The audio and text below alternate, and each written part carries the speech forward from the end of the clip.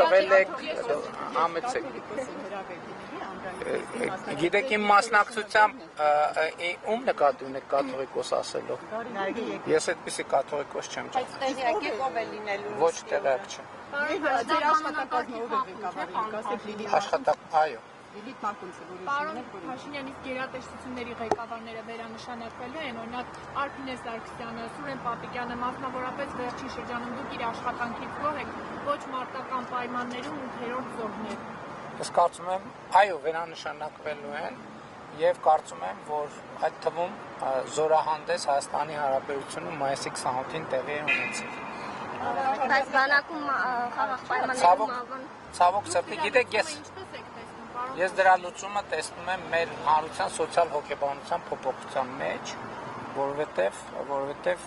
ես էլի առիթ ունեցել եմ ասելու, բանակում տեղի ունեցող երևույթների մոտավորապես 70%-ը ստեղծվում է ծագումնաբանությունը բանակի հետ չի։ Սպայական կազմում մեղավորություն չունի, ոչ մարտական պայմաններում։ Սպայական կազմը իր մեղավորությունը ունի,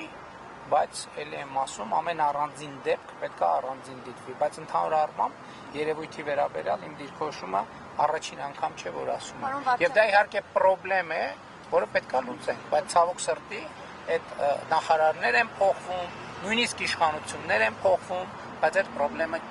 շարունակում է ներկա մնալ։ Չէ, այդ